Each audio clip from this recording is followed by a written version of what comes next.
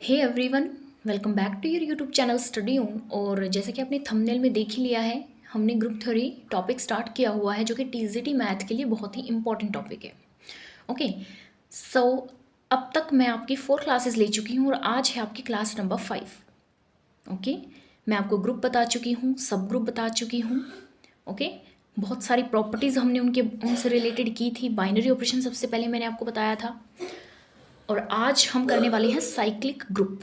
Okay, अगर आपने पहले वाली वीडियोस नहीं देखी हैं तो इस वीडियो को देखने से पहले वो वाली वीडियोस ज़रूर देखिए, क्योंकि जब तक आप पुरानी वीडियोस नहीं देखेंगे आपको नई वीडियोस समझ नहीं आएंगी। ठीक है, आपको ये टॉपिक डायरेक्ट समझ नहीं आएगा। ओके, तो पहले जाइए और पहले प्रीवियस वीडियोज़ को देखिए, उसके बाद आप इस वीडियो को देखिए। तो आज हम स्टार्ट करने वाले हैं साइक्लिक ग्रुप्स। अब साइक्लिक ग्रुप क्या होता है, अब ये देखेंगे हम।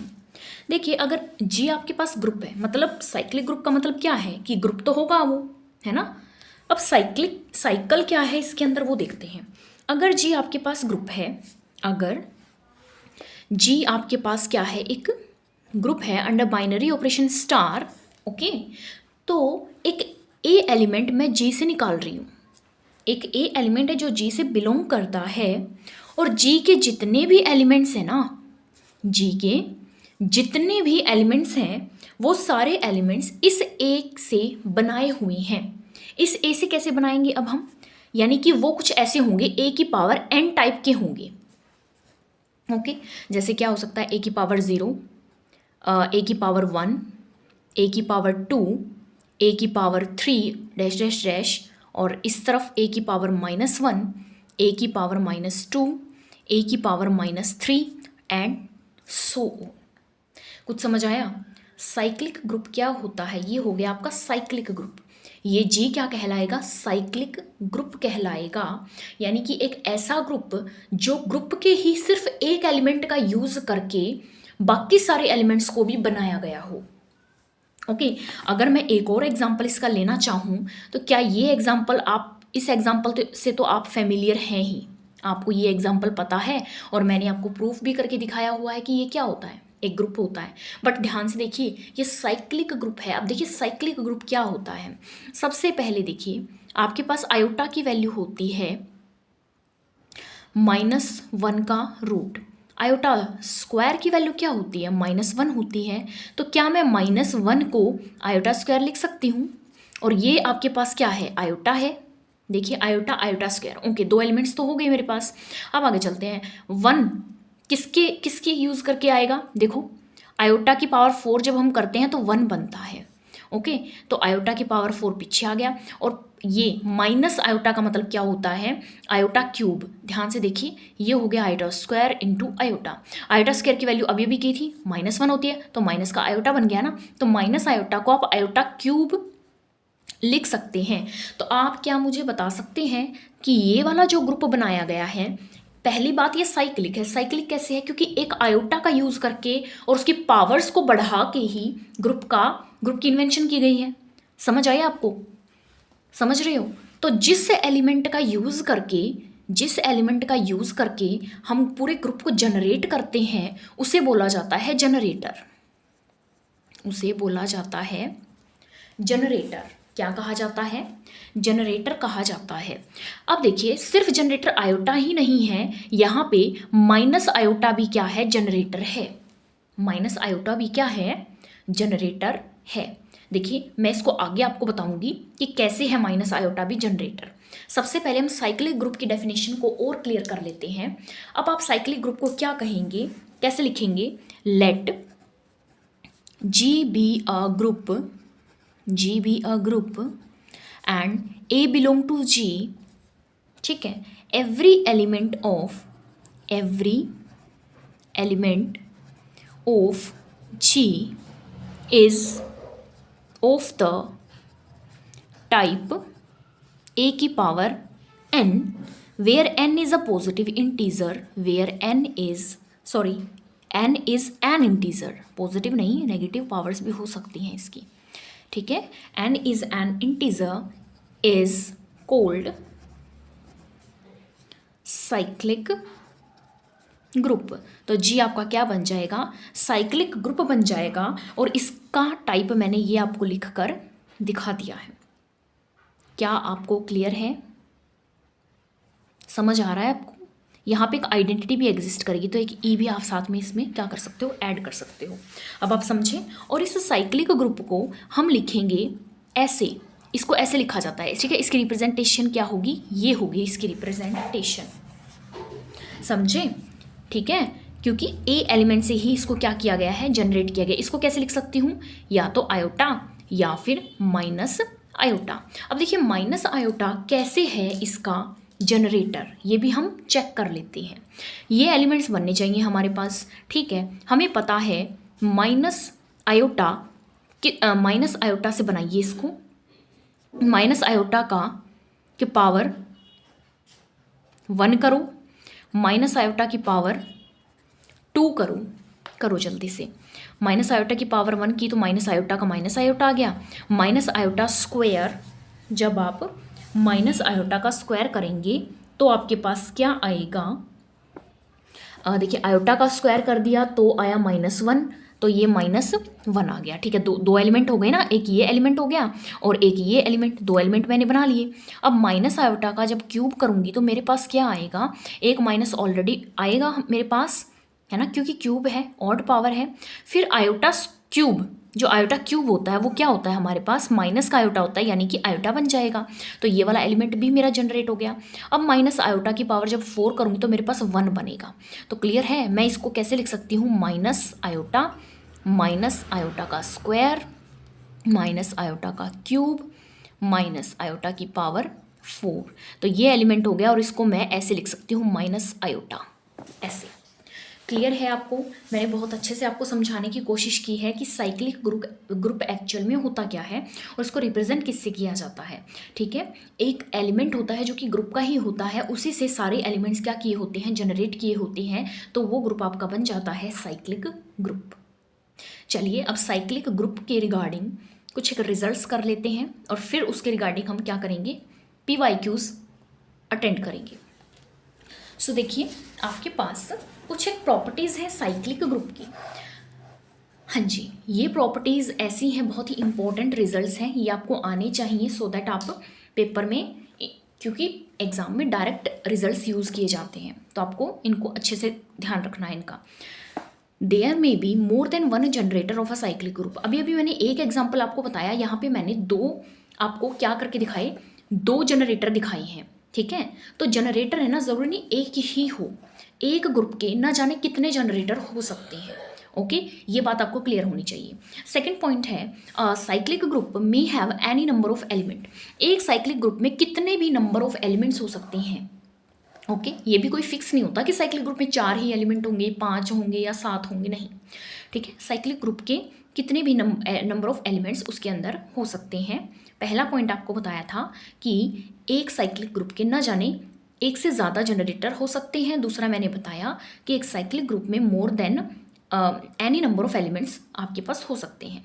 थर्ड पॉइंट मैं आपको बताती हूँ, अगर आपने कल की क्लास अटेंड की थी तो मैंने एक छोटी सी पॉइंट आपको ऐड करके दिखाया था, और वो ये था कि अगर जी एक ग्रुप है और एक ए एलिमेंट है जी से लिया गया है, तो एच मैंने ए की पावर एन से जनरेट किया था और उसे मैंने कहा था कि एच आपका सब ग्रुप होगा जी का।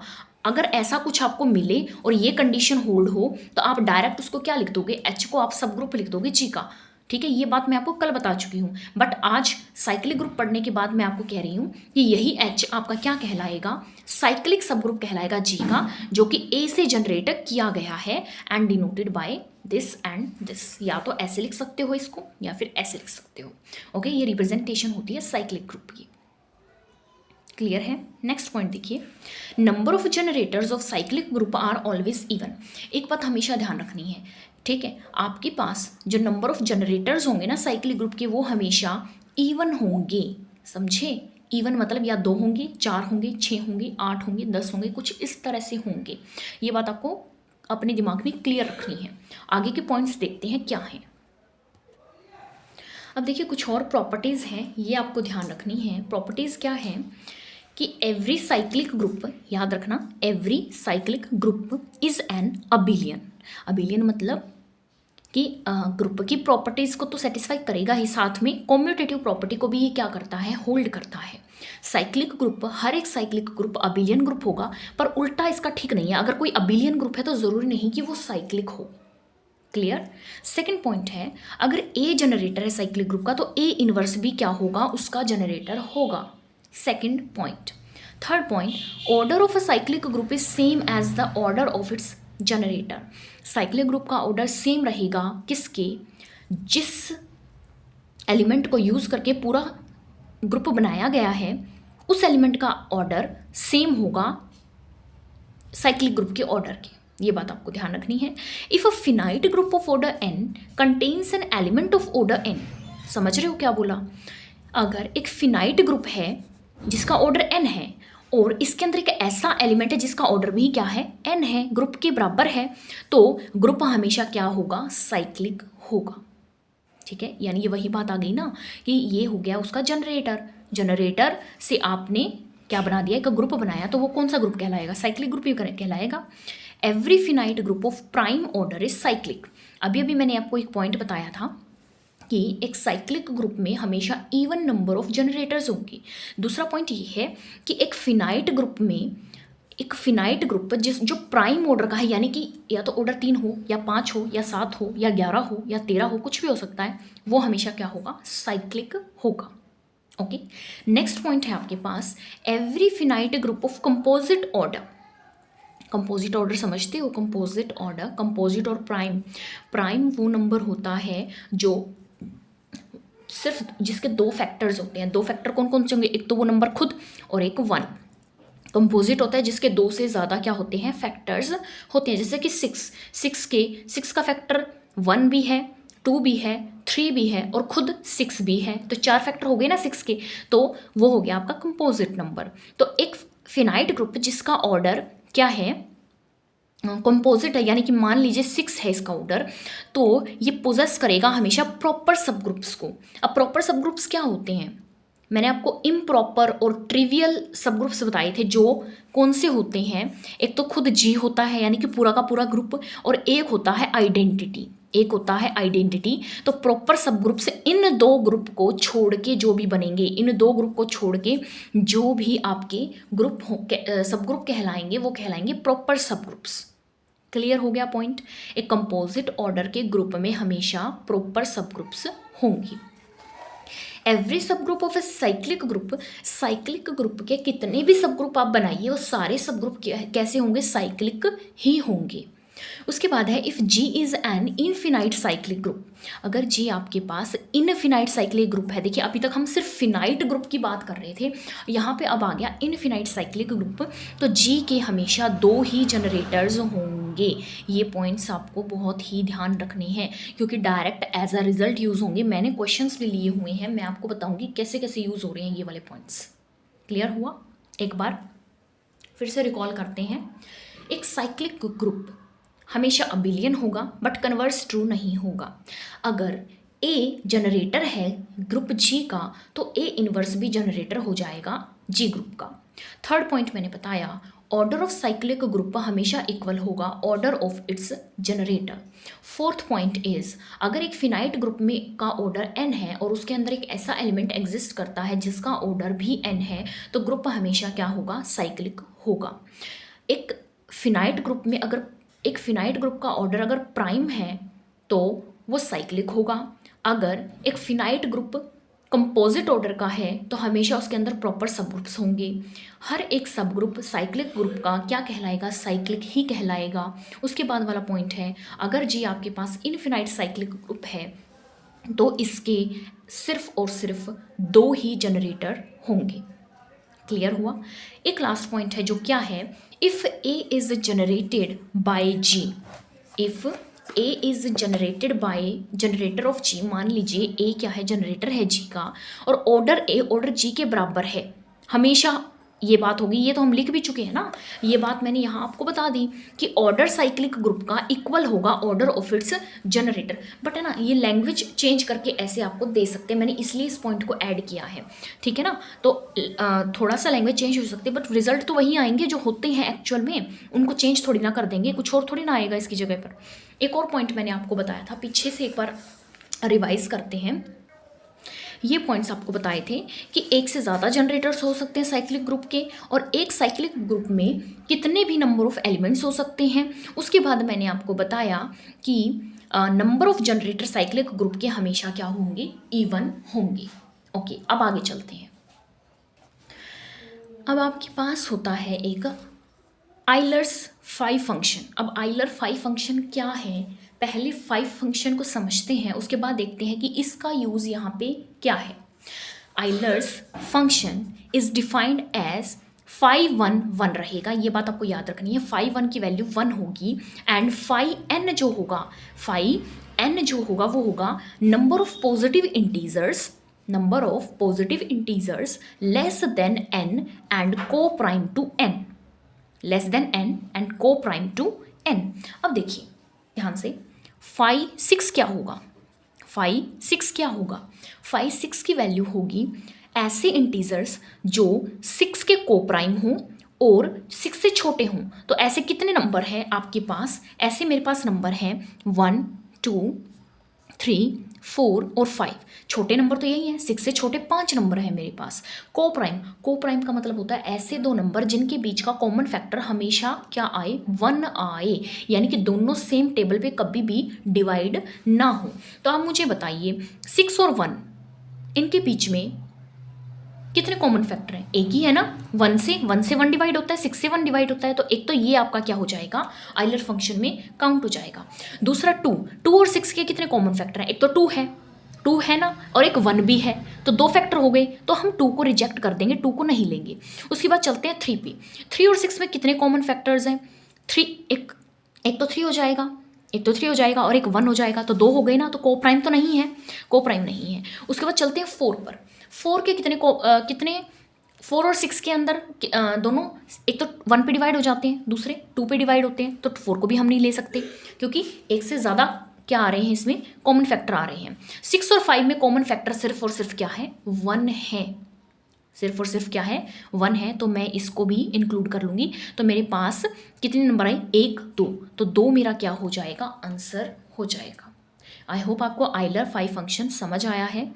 5 1 हमेशा 1 रहेगा, एंड 5 n क्या रहेगा आपके पास, नंबर ऑफ पॉजिटिव इंटीजर जो n से छोटे होंगे और n के क्या होंगे, को प्राइम होंगे। ओके, अगर n आपका ग्रेटर देन 1 है तो यहाँ पे मैं 1 के लिए यहाँ लिख चुकी हूँ, और 1 से बड़े होने चाहिए अब n आपके पास। क्लियर हुआ। अगर 5n इवन है, अगर 5n is even, if even कब होगा, जब n ग्रेटर देन 2 होगा, ठीक है, 2 से बड़े, 2 से बड़ा क्या होगा आपके पास, 2 से बड़ा अगर n है तो 5n की वैल्यू हमेशा क्या आएगी, इवन आएगी। ठीक है, आप इसको ऐसे भी लिख सकते हैं। देखिए ये चीज़ तो हो गई। अब देखिए अगर n आपका प्राइम है, मान लीजिए 5 है या 3 है या 7 है, ठीक है, 7 है तो देखिए एक छोटा है नंबर, यानी कि अगर n प्राइम है तो वैल्यू आ जाएगी n-1। हर एक नंबर को लिख के फिर चेक करना कि को प्राइम है या नहीं, ऐसा करने की ज़रूरत नहीं है अगर आपको पता है कि n आपके पास प्राइम है। देखिए 5 7 6 है और 5 3 क्या है, 2 है, यानी एक नंबर लेस हो जाएगा उससे। आई होप आपको क्लियर है ये कि आइलर्स 5 फंक्शन क्या है। Okay, is it clear. अब आगे चलिए, अब आइलर्स 5 फंक्शन का यूज़ कहाँ है। The number of generators of a finite cyclic group of order n, एक फिनाइट साइक्लिक ग्रुप है जिसका ऑर्डर क्या है, n है, उसके नंबर ऑफ जनरेटर 5n होते हैं। समझ आया या नहीं आया, आपको आया ना समझ। Where 5n is the Euler's 5 function. Number of generators आपको जनरेट कर करके चेक करने की ज़रूरत नहीं है, आपसे डायरेक्ट पूछ लिया जाए कि एक साइक्लिक ग्रुप है और उसका ऑर्डर दे रखा होगा आपको, और पूछ लेंगे कि नंबर ऑफ जनरेटर कितने हैं इसके, तो आप 5n की वैल्यू निकाल लीजिए, आपको पता लग जाएगा नंबर ऑफ जनरेटर्स कितने हैं। देखिए नीचे अब कुछ क्वेश्चंस हैं, ये देखते हैं हम।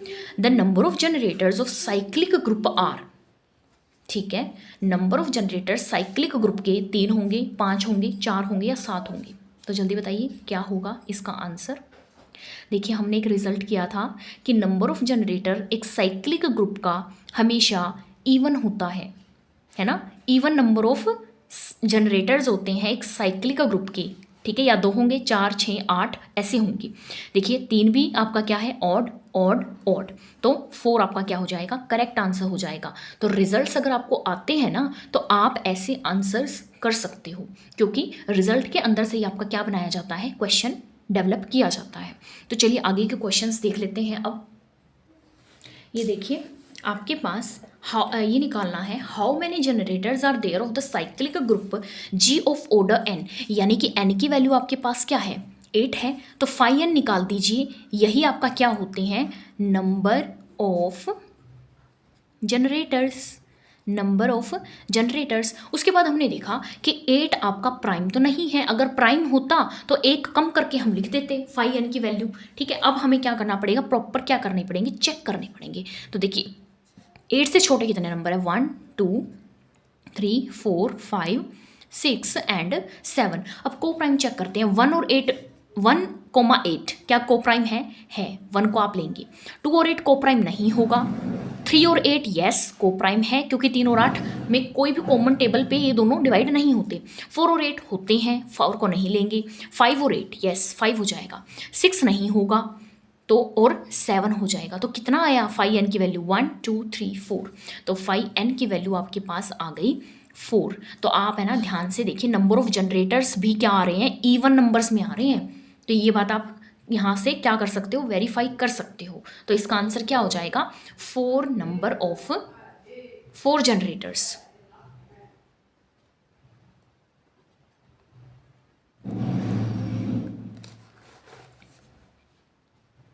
अब देखिए नेक्स्ट क्वेश्चन क्या है, how many generators are there of the cyclic group of order 10। Again हमें क्या निकालना है, 5 10 निकालना है। क्या निकालना है, 5 10 निकालना है। तो फिर मैं 10 से छोटे नंबर्स लिख लेती हूँ, 1 2 3 4 5 6 7 8 9। ओके, 10 और 1 में कॉमन फैक्टर सिर्फ 1 है, 10 और 2 में 2 भी आ रहा है कॉमन फैक्टर, 10 और 3 तो 3 10 क्या है, को प्राइम का पेयर है। 4 और 10 को प्राइम नहीं है, 5 और 10 भी को प्राइम नहीं है, 6 और 10 भी को प्राइम नहीं है, 7 आपके साथ इसके साथ क्या बनाएगा, को प्राइम बनाएगा, और एक 9 को प्राइम होगा। तो 1 2 3 4, तो ये भी आपके पास क्या आ गया, 4 आ गया। 4 यानी क्या हो जाएंगे, जनरेटर्स हो जाएंगे। आई होप आपको क्लियर हुआ कैसे आप नंबर ऑफ जनरेटर्स निकालेंगे with the help of Euler's phi function. उसके बाद नेक्स्ट क्वेश्चन है, G be a group of order 13, ठीक है, then G is, G abelian होगा, जी अबिलियन एंड साइक्लिक होगा, जी साइक्लिक होगा, जी नन होगा। अब बताइए आप क्या कैसे निकालोगे। अब देखिए मैंने एक रिजल्ट और आपको बताया था, क्या बताया था कि ग्रुप जिसका ऑर्डर प्राइम है वो हमेशा साइक्लिक होगा, वो हमेशा क्या होगा, साइक्लिक होगा। यहाँ मैंने आपको बताया था, ये रहा, कि every finite group of prime order is cyclic, ठीक है। मैंने साइक्लिक बता दिया, अब बच्चे साइक्लिक लगा के चले जाएंगे।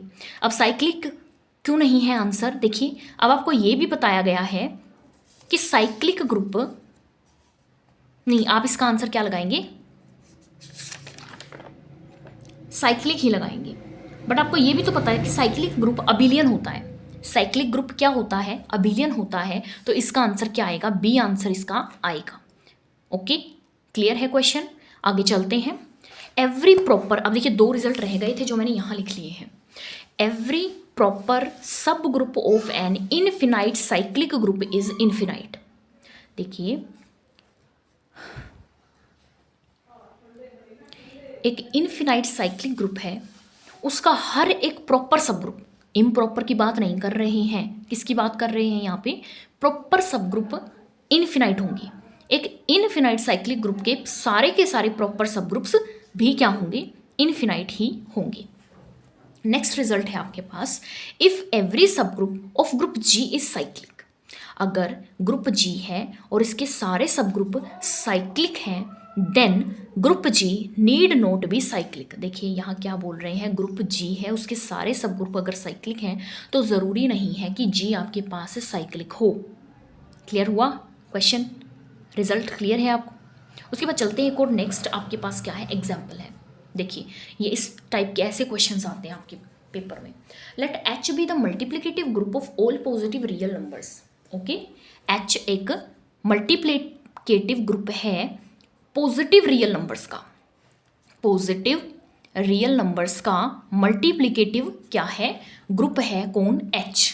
Okay, R be the additive group of all real numbers. अब आर आपके पास एडिटिव ग्रुप है सारे रियल नंबर का, then H is a dash of R. अब एच सब ग्रुप है आर का, एच सबसेट है आर का, एच अबिलियन ग्रुप है आर का, या फिर none of these.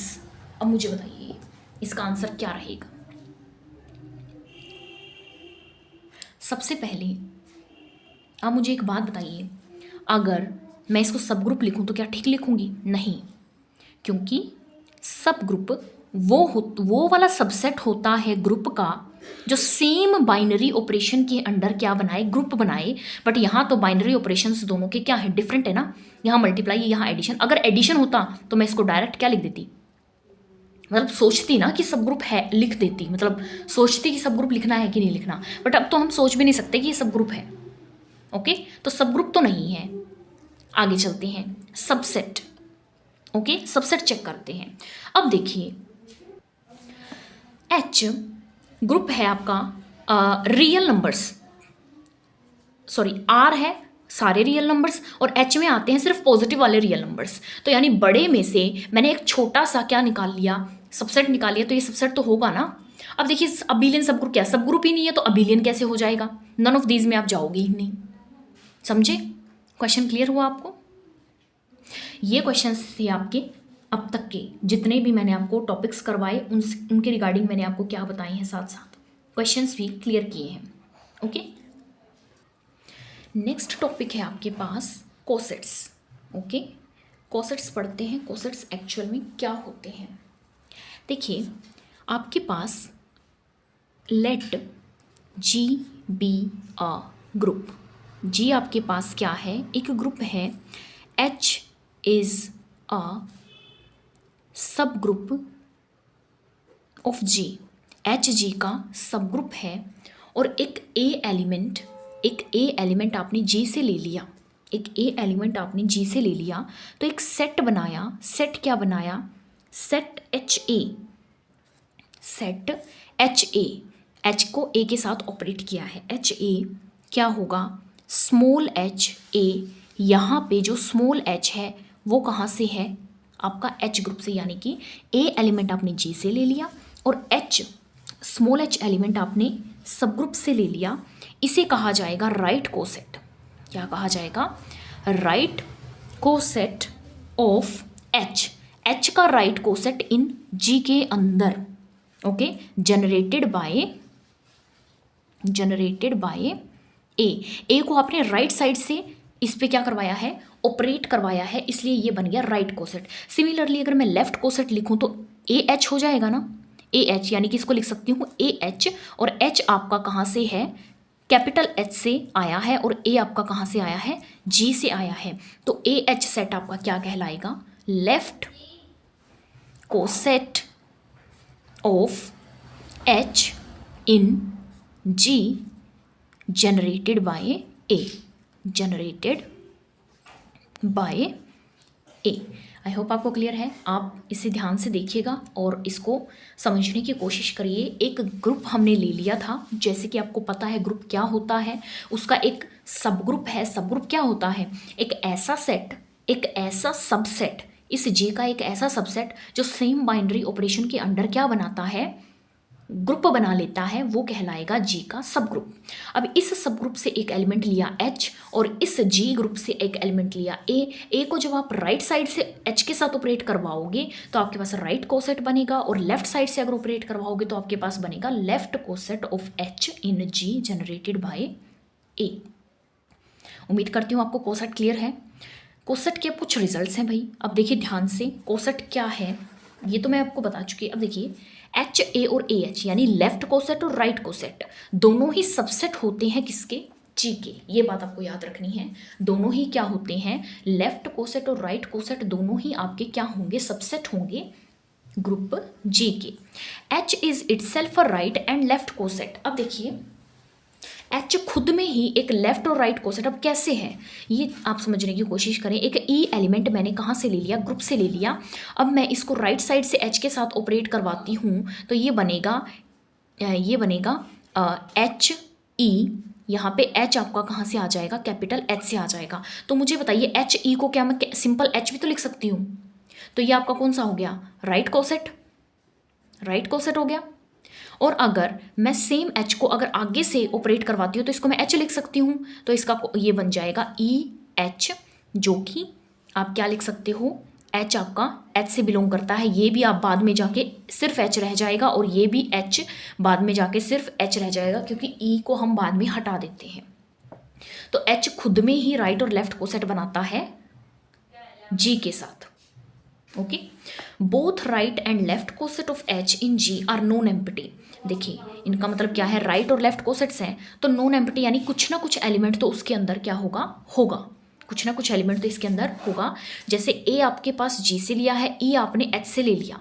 Let's suppose कि आपने एम्प्टी बनाने की कोशिश की। एम्प्टी बनाने के लिए मैंने सिर्फ ई को एच में से ले लिया और मैंने इसके साथ ऑपरेट करवाया। तो ए एलिमेंट और ए एलिमेंट तो बन रहा है ना आपके पास कोसेट के अंदर, तो कुछ ना कुछ एलिमेंट तो आपके पास आएगा, चाहे एक आए। तो नॉन एम्प्टी होंगे, एम्प्टी नहीं होंगे। आगे का रिजल्ट है, if A is an abelian group. अगर जी आपके पास अबिलियन ग्रुप है और एच सब ग्रुप है जी का, तो अब देखिए अबिलियन के साथ आपके पास ये चीज़ ऑटोमेटिकली हो जाएगी ए एच और एच ए के बराबर। यानी अब तक तो हम पढ़ रहे थे लेफ्ट और राइट कोसेट, यहाँ पे लेफ्ट और राइट कोसेट एक दूसरे के क्या हो गए, इक्वल हो गए, क्योंकि जी आपका क्या है, अबिलियन ग्रुप है। और अबिलियन ग्रुप में कॉम्यूटेटिव प्रॉपर्टी ये क्या करेगा, होल्ड करेगा। ये कॉम्यूटेटिव प्रॉपर्टी ही तो है। ए को एच के साथ मल्टीप्लाई करवाइए या एच को ए के साथ आप ऑपरेट करवाइए, दोनों ही की वैल्यू क्या आएगी, सेम आएगी। I hope it is clear to you. आगे चलते हैं।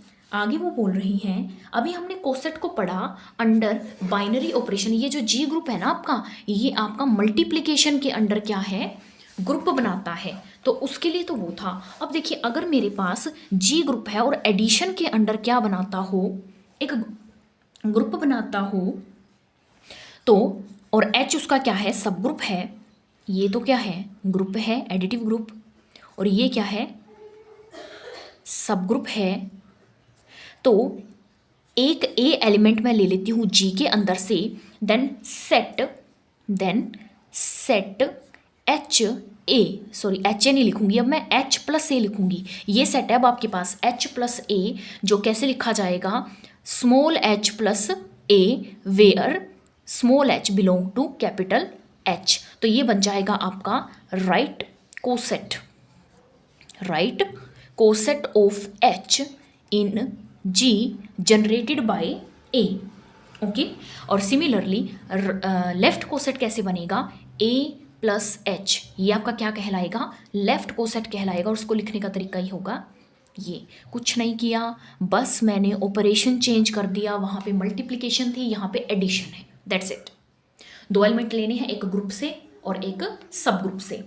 तो इस फॉर्म में क्या बनेगा आपका, यानी कि जिस तरफ से आप ग्रुप के एलिमेंट को ऑपरेट करवाओगे ना, वो आपका वही डायरेक्शन देगा। जैसे मैंने राइट साइड से ए के साथ ऑपरेट करवाया तो राइट कोसेट बन गया, लेफ्ट साइड से ए के साथ एच को ऑपरेट करवाया तो मेरे पास क्या बन गया, लेफ्ट कोसेट बन गया। ये बन जाएगा left coset of H in G generated by A. देखिए cosets are not necessarily subgroups of G. देखिए कोसेट्स ग्रुप जी के सबसेट तो हो सकते हैं, क्योंकि मैंने पहला रिजल्ट यही लिखा था। ये कोसेट्स ग्रुप के सबसेट तो हो सकते हैं, बट सब ग्रुप ज़रूरी नहीं हो भी सकते हैं और नहीं भी हो सकते हैं। So they are also called as, तो कोसेट्स को एक और नाम से जाना जाता है residue classes modulo the subgroup. Residue classes modulo the subgroup. आप सिर्फ डायरेक्ट क्या कर लीजिए, नाम याद कर लीजिए, अगर आ जाए बाय चांस तो आपको पता होना चाहिए। अब एक क्वेश्चन करके देखते हैं, आप है ना कोसेट्स को कैसे जनरेट करोगे। कोसेट्स आपको जनरेट करने भी तो आने चाहिए ना, तो कैसे जनरेट करोगे आप कोसेट्स को, तो वो एक बार हम करके देख लेते हैं। Find the right cosets of the sub group. इस ग्रुप के राइट कोसेट्स क्या करिए, जनरेट करके दिखाइए। अंडर मल्टीप्लीकेशन क्या रहेगा आपका, ऑपरेशन रहेगा। तो चलिए स्टार्ट करते हैं। जी आपका क्या है, ग्रुप है 1 -1 आयोटा और माइनस आयोटा। आपको याद है अभी अभी मैंने आपको बताया कोसेट के अंदर आप ग्रुप जी के एलिमेंट से क्या करवाते हैं, ऑपरेट करवाते हैं। राइट कोसेट निकालने हैं तो राइट साइड से हम क्या करवाएंगे, ऑपरेट करवाएंगे। अच्छा, सब ग्रुप मान लीजिए एच है आपके पास, क्या है, एच है आपके पास। अब देखिए मैंने एच को ऑपरेट करवाया 1 से। 1 एलिमेंट कहाँ से लिया, जी से, तो आप लिख सकते हैं 1 आपने ले लिया जी से, तो H1 क्या बनेगा, 1 के साथ इसको मल्टीप्लाई करवा दीजिए, ऑपरेट ही तो करवाना है। 1 × 1 एंड -1 × 1, राइट साइड से करवाइए क्योंकि राइट कोसेट निकालना है, तो 1 - 1। सेम आपके पास क्या आ गया है, सेम आपके पास क्या डेवलप हो गया, एच ही तो बन गया इसके साथ। अब आगे चलते हैं, -1 के साथ ऑपरेट करते हैं। एच -1 के साथ आप ऑपरेट करिए तो 1 × -1 कोमा -1 × -1, तो ये आपके पास आ जाएगा -1 एंड 1। अगेन आपके पास क्या आ गया, एच ही आ गया। ओके, नेक्स्ट करते हैं, एच को ऑपरेट करिए आयोटा के साथ, तो ये बनेगा 1 × आयोटा -1 × आयोटा। राइट साइड से सिर्फ क्या करवानी है, मल्टीप्लाई ही करवानी है, माइनस आयोटा। तो ये आपके पास क्या बन गया, ये अलग ही आ गया कुछ। अब देखिए एच माइनस आयोटा के साथ ऑपरेट करवाइए तो आपके पास आएगा 1 × माइनस आयोटा -1 × माइनस आयोटा। आपके पास आ जाएगा minus iota and iota. Okay, तो देखिए ध्यान से, आपके पास आपने 4 एलिमेंट से ऑपरेट करवाया तो मेरे पास 2 कोसेट तो क्या आ गए, सेम आ गए, और 2 क्या आ गए, डिफरेंट आ गए। तो मैं इसमें क्या लिख सकती हूँ, तो मैं लिख सकती हूँ ये तो सेम है ना, एच के साथ ही आ गया, सब ग्रुप के साथ ही मैच कर रहा है ये तो 2 ही मेरे राइट कोसेट ऐसे हैं ना जो डिफरेंट हैं, तो आप लिखोगे ओनली 2 डिस्टिंक्ट राइट कोसेट्स। उसने राइट कोसेट निकालने के लिए बोला था, तो 2 ही ऐसे कोसेट हैं जो आपके यहाँ से क्या आ रहे हैं, डिफरेंट हैं, और यही आपके कोसेट की कैटेगरी में रखे जाएंगे। क्लियर हुआ? ओके, अब एक और एग्जांपल देख लेते हैं इजी सा, ताकि आपको क्लियर हो जाए कि कोसेट एक्चुअल में फाइंड आउट आप कैसे करोगे। अब देखिए क्वेश्चन क्या है, let G be the additive group of integers. G क्या है, एडिटिव ग्रुप ऑफ इंटीजर्स है, तो जी को डेवलप कर लेते हैं। देखिए ऐसे कुछ होगा, 0 1, एडिटिव मतलब ऐड होता जा रहा है एक एक नंबर, 4 5 ऐसे चलते हम जाएंगे। इस तरफ आइए -1 -2 -3 एंड डैश डैश डैश, आप इधर चलते जाएंगे। एच सब ग्रुप है जी का, obtained on multiplying each of the element by 3। ठीक है, एच आपका जनरेट किया जाएगा, आप हर एक एलिमेंट को 3 से क्या करवा दीजिए, मल्टीप्लाई करवा दीजिए। ये आ जाएगा, 3 से मल्टीप्लाई करवाइए, 3 3 = 9, 3 2 = 6, 3 1 = 3, this is 0, 3 1 = 3, 3 2 = 6, 3 2 = 6, 3 3 = 9, 3 4 = 12 and 5 3 = 15 and dash dash dash, ऐसे आपका क्या चलता जाएगा, क्योंकि उन्होंने एडिटिव ग्रुप बोला है तो इनफिनाइट ग्रुप्स ही होंगे आपके पास। ठीक है, यहाँ से आपके पास जी आ गया और एच आ गया। अब हमें क्या निकालने हैं, कोसेट्स निकालने हैं एच के, तो मैं राइट कोसेट निकाल लेती हूँ। क्या करती हूँ, राइट कोसेट निकालने की कोशिश करती हूँ। देखिए अब आपके पास 0 आपका जी से ले लिया आपने, 0 से अप्लाई करना शुरू करते हैं।